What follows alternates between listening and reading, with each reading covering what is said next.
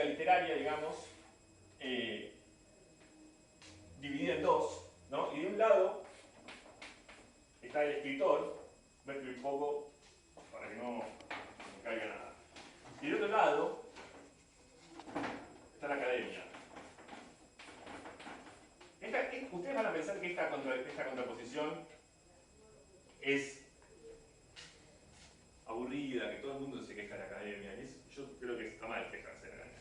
Pero hay algo que es cierto, que es que la crítica literaria que leemos en las reseñas de Radar, las reseñas de La Nación, porque obviamente no hay diferencia entre periodismo y la academia. Los periodistas, reseñistas, son casi forzosamente estudiantes de letras.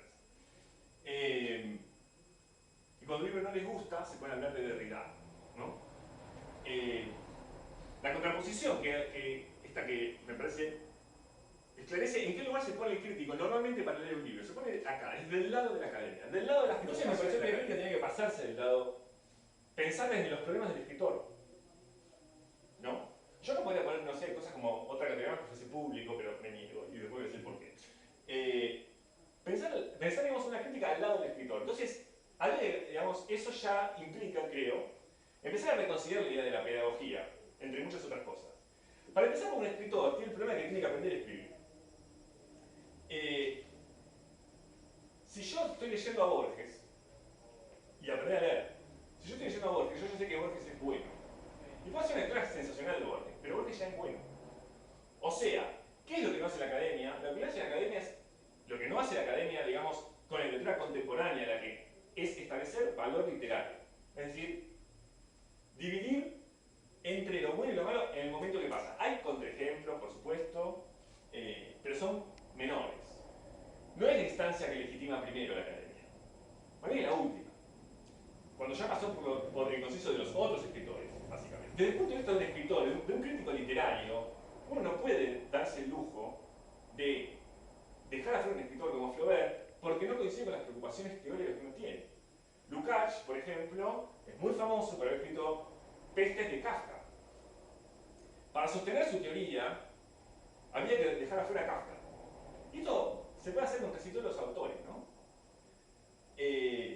A mí me parecía que, y me parece, digamos, que ese no puede ser el punto de partida de una lectura, porque hay más vértigo y más emoción en un joven publica un libro, por ejemplo Mariano Blato, por ejemplo cualquier otro, y bueno, vamos a ver qué pasa con esto. Entonces, ya la biblioteca crítica no puede ser, o casi no sirve que sea ese cúmulo de autores provenientes de la teoría francesa y del sistema armado por la teoría francesa.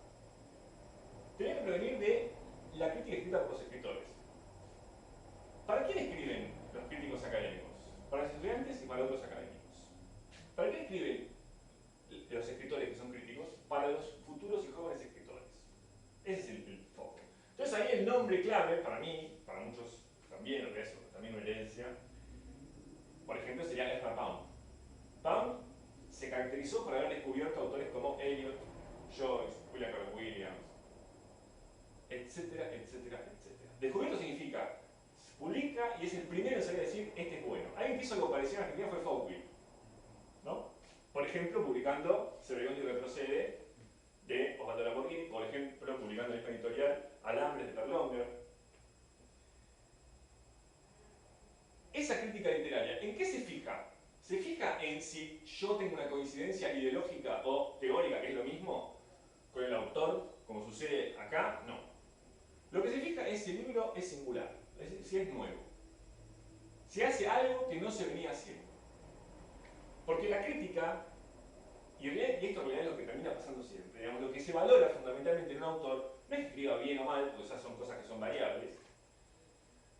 Lo que se valora es el gesto romántico de hacer algo nuevo, sin base, de romper con algo, con el lugar común, si se quiere. Entonces el valor clave es la singularidad acá. Y acá no, ese es el punto. La singularidad está puesta en a ver qué de nuevo hizo este autor. Pensemos en Osvaldo Lamborghini. Supongo que a todos ustedes les gusta Osvaldo Lamborghini, tanto como a mí.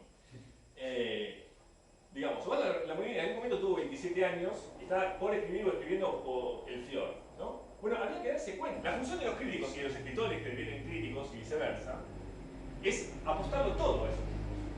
Porque si uno piensa en, por ejemplo, Kafka, atrás de Kafka está Max Brod, que es su amigo, haciendo una política cultural intensa, constante, haciendo que todo el mundo en lo posible lea a Kafka y dando discusiones para defender a Kafka. Y comenzar de a uno, a todos.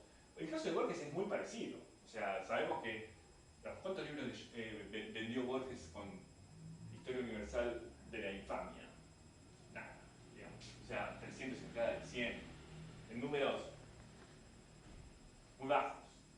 El círculo literario es efectivamente pequeño en una primera instancia. Y ahí es donde se da la discusión encarnizada para instalar el valor y después salir a convencer al resto. Pero es una actividad como una prédica. Y lo importante es que esa prédica, si es eficaz, se convierte en sí mismo en un acto pedagógico. O sea, se convierte en un acto pedagógico. It's time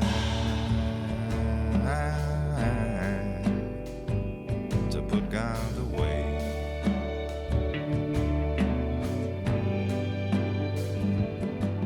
It's time.